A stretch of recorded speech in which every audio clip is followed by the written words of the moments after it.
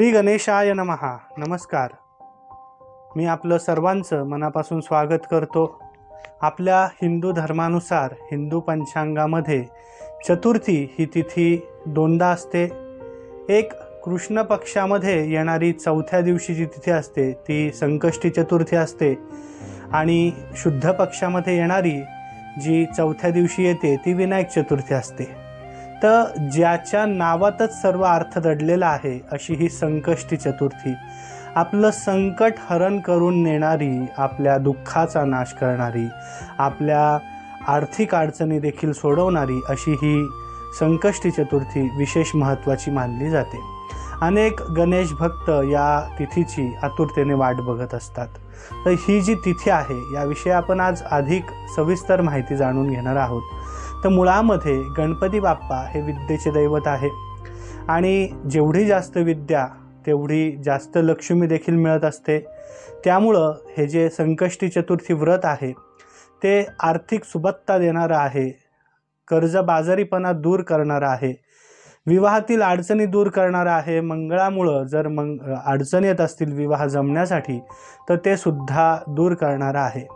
येत्या मंगळवारी 25 तारखेला जून महिन्यामध्ये ही जी तिथी आहे ही चतुर्थी तिथी आहे आणि या तिथीचं विशेष महत्त्व जे आहे, ही तिथी अंगारिका तिथी म्हणून आलेली आहे, अंगारिका चतुर्थी म्हणून आलेली आहे. त्यामुळे ह्या तिथीचं विशेष महत्त्व आहे. आपण अधिक माहिती याविषयी जाणून घेणार आहोत. मी ज्योतिष भास्कर डॉक्टर भूषण संजय रत्नाकर गुरुजी आपलं मनापासून स्वागत करतो. आपण या चॅनलवरती जर नवीन असाल तर चॅनलला कृपया सबस्क्राईब करायला विसरू नका. माहिती आवडल्यास इतरांना देखील पाठवा. धन्यवाद.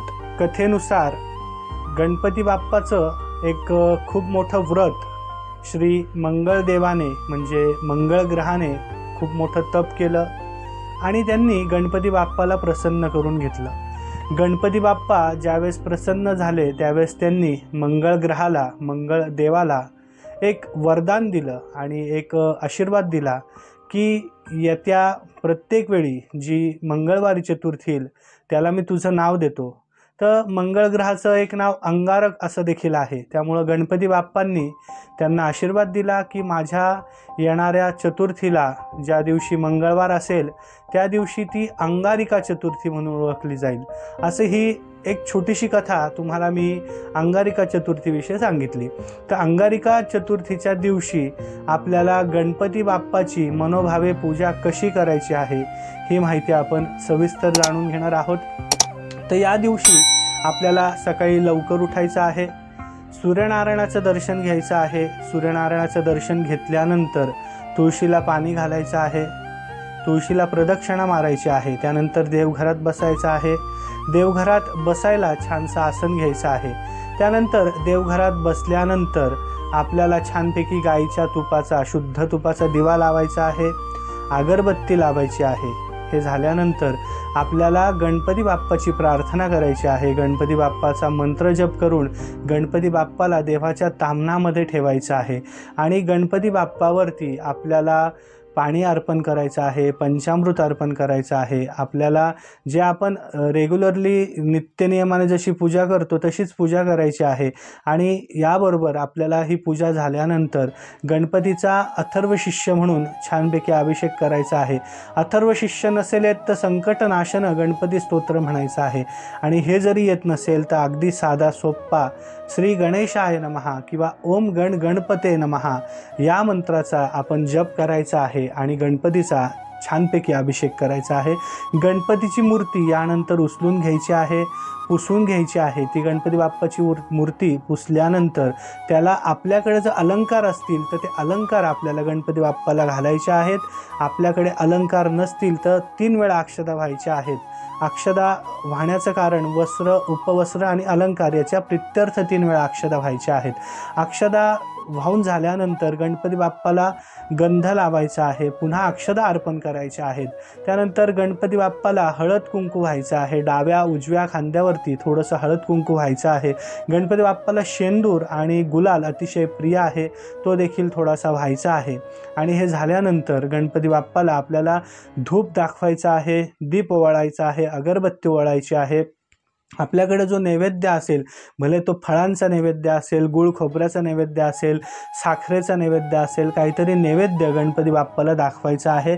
या दिवशी आपल्याला गणपती बाप्पाला दुर्वा आणि लाल रंगाची फुलं ही आवर्जून व्हायची आहेत। गणपतीला लाल रंगाची फुलं अतिशय प्रिय आहे।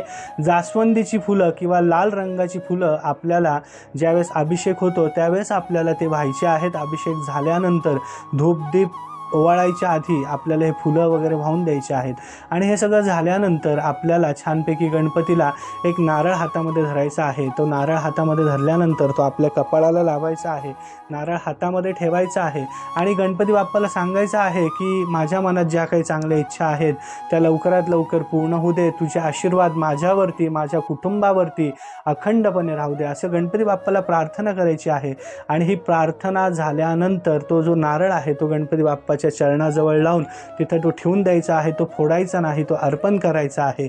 आणि यानंतर आपल्याला थोडेसे 2-4 हातामध्ये फुलं घ्यायचे आहेत, गणपती बाप्पाची पुन्हा एकदा प्रार्थना करायची आहे, मंत्र जप करायचा आहे आणि गणपती बाप्पाला दोन्ही ओंजळीने ती मंत्र पुष्पांजली वाहून द्यायची आहे। हे सगळं झाल्यानंतर उभं राहायचं आहे, स्वतःभोवती किमान 1 किंवा 3 प्रदक्षिणा मारायच्या आहेत। गणपतीला सांगायचं आहे की माझ्याकडनं ही जी पूजा करत असताना काही चुका झाल्या असतील, काही न्यून राहिला असेल, काही चुकून कमी जास्त झालं असेल तर याची मला क्षमा करावी आणि माझ्या मनातल्या इच्छा तुम्ही लवकरात लवकर पूर्ण कराव्यात। तर गणपती बाप्पाच्या पूजेची मुळामध्ये खूप विशेष ख्याती आहे। गणपती बाप्पा आपल्या मनातल्या इच्छा 6 महिन्यांच्या आत निश्चित पूर्ण करत असतात, त्यामुळे गणपती बाप्पा हे सर्वांना आवडतात। त्यामुळे आपल्याला गणपती बाप्पाची ही पूजा करायची आहे। या दिवशी आपल्याला रात्री जो चंद्रोदय आहे तो 10:28 आहे। 10:28 आपल्याला हा उपवास सोडायचा आहे आणि हा उपवास सोडायच्या आधीसुद्धा आपल्याला गणपती बाप्पाची पुन्हा एकदा पूजा करायची आहे। आपल्याला अथर्व शिष्य येत असल्यास आपण 11 वेळा अथर्व शिष्य म्हणायचं आहे। अथर्व शिष्य नसेल येत तर संकटनाशन गणपती स्तोत्र आपण 11 वेळा म्हणायचं आहे। नाही काही तर श्री गणेशाय नमः या मंत्राचा जास्तीत जास्त जप करायचा आहे। आणि हा मंत्र जप झाल्यानंतर गणपती बाप्पाला छानपैकी मोदकाचा नैवेद्य दाखवायचा आहे। गणपती बाप्पाचा आपण घरातला जो स्वयंपाक आहे त्याचा नैवेद्य दाखवायचा आहे आणि आरती करायची आहे। ही आरती झाल्यानंतर चंद्राचं दर्शन घ्यायचं आहे आणि मग उपवास सोडायचा आहे। घरातल्या सगळ्या वडीलधाऱ्या मंडळींना नमस्कार करायचा आहे, त्यांचे सुद्धा आशीर्वाद आपल्याला महत्त्वाचे असतात। तर ही होती संपूर्ण अंगारिका चतुर्थीची माहिती। अंगारिका चतुर्थीचं विशेष महत्त्व असं आहे की अंगारिका चतुर्थी केल्याने आपल्याला संपूर्ण वर्षभरात जेवढ्या चतुर्थी येतात त्या चतुर्थी केल्याचं पुण्यफळ प्राप्त होतं। याच्याही पेक्षा एका वर्षामध्ये 12च चतुर्थी येतात, तर अंगारिका चतुर्थी केल्याने आपल्याला 21 चतुर्थी केल्याचं पुण्यफळ प्राप्त होत असतं। त्यामुळे वर्षभरापेक्षा जास्त चतुर्थी केल्याचं पुण्य आपल्याला अंगारिका चतुर्थी केल्याने प्राप्त होत असतं। त्यामुळे मी सर्वांना विनंती करतो की येत्या 25 तारखेला मंगळवारी जी चतुर्थी आलेली आहे अंगारिका चतुर्थी, या दिवशी आपण निश्चित हे व्रत करावं आणि याचे फायदे घ्यायचे आहेत। या व्रतामुळे आपल्याला संतती होते, विवाह जमतात, आर्थिक अडचणी दूर होतात, कर्ज आपलं संपून जातं आणि घरामध्ये सुख शांती लाभते, घरामधले मतभेद थांबतात, कोर्ट कचेरीच्या अडचणीसुद्धा निश्चित नाहीसे होतात। हे सर्व असं असंख्य फायदे देणारे हे व्रत आहे। सर्वांना गणेश अंगारिका चतुर्थीच्या हार्दिक शुभेच्छा। धन्यवाद।